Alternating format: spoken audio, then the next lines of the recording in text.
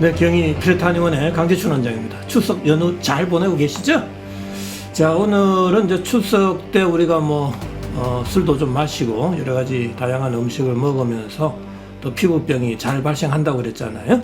근데 오늘은 피부병 중에서도 주사비에 대해서 좀 궁금증에 대해서 좀 강의를 좀 해드리겠습니다. 그런데 여기서도 이 주사비는 열체질, 두통 이런 것과 굉장히 연관성이 있거든요.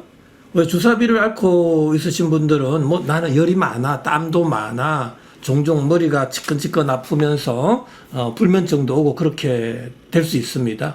자, 그거 다 연관성이 있고요. 실은 여기 주사비 이해를 위한 핵심 포인트 있잖아요. 요것도 한번 꼼꼼하게 생각해 보셔야 됩니다.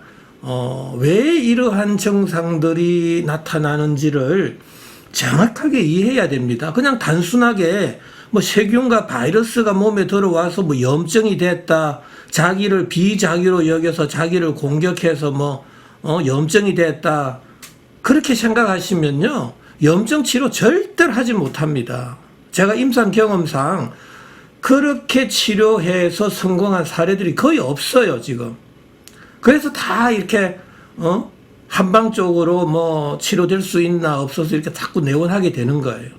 근데 저는 23년 전부터 이 심부온도 최적화 치료에 매진하고 있습니다. 치료가 너무 잘 되거든요. 왜 잘 될까요? 이유는 뭘까요? 라고 생각해 보셔야 됩니다. 그런데 저는 지금 유튜브를 하지만 이 궁금한 점에 대해서 자세하게 설명을 드리고 있습니다. 왜 열감을 느끼고 왜 열체질이 되고 두통, 어지럼증이 생기고, 또 주사비는 충혈성, 염증에 혈액이 가득 차는 충혈성의 증상들이 잘 생겨요. 그리고 또 피부 온도가 올라간 결과로 구진이나 홍반까지 생기거든요. 그러한 이유가 다 뭐냐 이겁니다. 왜 그런 이유를 인터넷상에 또 유명 100만 유튜버 되는 의학 채널들 많아요. 근데 그런 데서는 왜 설명을 못 합니까? 그게 문제라고요. 그냥 단순하게 약을 썼으니까 수술을 했으니까 치료되는 사례만 자꾸 보여주고 있어요. 그 의미 없습니다. 그냥 항생제 쓰면요, 염증이 그냥 진정이 돼요. 하지만 항생제를 중단하고 나면은 또 반동 현상이 생기는 거 있잖아요. 그런 걸 어떻게 설명을 하느냐고요. 자, 오늘은 이것저것 궁금증이 많겠지만 저는 지금 제일 아래에 있는 주사비는 이마, 볼, 코, 눈 주변으로 왜 생기느냐 이겁니다. 자, 이거는 그쪽에 염증 발생의 인자가 많아서 그럴까요? 그렇지 않습니다. 저는요, 세포열 에너지학적 관점에서 바라보면 너무나 쉬운 거예요. 자, 한번 제가 설명을 드릴게요. 자, 주사비 또한 피부의 염증성 피부 질환이잖아요. 염증이 됐다는 소리는 세포가 손상을 받은 거거든요.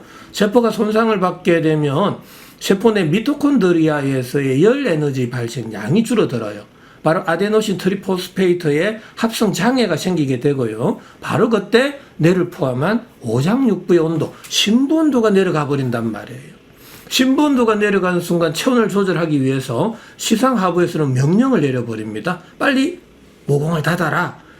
대체적으로 모공이 다칠 때는 손발끝에서 모공이 서서히 다치거든요. 자, 다친 이후에 우리는 밥을 먹고 활동을 하고 술도 먹고 다양하게 일상생활을 하잖아요. 자, 그럴 때 내 몸에서 발생한 열은 어디로 가겠냐고요. 그게 허벅지로 갈까요? 아니면 장단지로 갈까요? 배로 갈까요? 그렇게도 갈 수 있죠. 하지만 열 에너지는 전도, 대류, 복사, 정발 4가지 타입으로 이동을 하거든요. 바로 구멍, 관절, 마찰이 많은 쪽.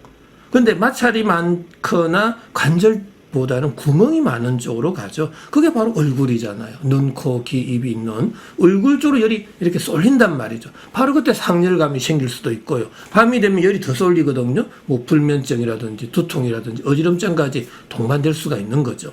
자, 열이 상체로 쏠린다고요. 바로 그때 얼굴, 볼이라든지 코라든지 눈이라든지 이마라든지 이런 쪽으로 열이 확 쏠리게 되잖아요. 바로 그때 피부 온도가 올라가죠. 저 피부 온도가 올라가는 그때 바로 염증이 되는 거고요. 피부 온도의 상승은 표면 장력의 약화와 억력의 강화 현상이 생기거든요. 바로 그때 조직에 변형이 오고 돌출, 비대, 팽창과 같은 융기성의 증상이 생기잖아요. 바로 그때 이제 충혈, 피가 고이고 볼록이 튀어나오는 구진 형태, 홍반 이런 증상이 생기는 거죠. 바로 그게 주사비잖아요. 이해가 되세요? 근데 술을 먹고 나면 더 심해지잖아요. 그 이유는 뭘까요? 바로 술은 pH가 낮거든요. 그럴 경우에 있어서는 신본도 피본도 동시에 상승을 해버려요. 신본도가 올라가는 것은 좋지만 신본도는 측정할 수가 없어요. 근데 문제는 피본도가 올라가는 게 눈에 보인단 말이죠. 그러니까 술을 먹고 나면 순간적으로 얼굴이 더 붉어져 버리고 주사비가 더 심해지는 겁니다. 그래서 술은 절대적으로 치료약이 될 수가 없습니다. 왜? 피부 온도를 더 올리기 때문에. 그래서 술은 조심하셔야 되는 거예요. 순간적인 신본도가 올라갈지라도 피부 온도를 높이기 때문에 절대로 술을 드시면 더 악화가 된다는 사실입니다.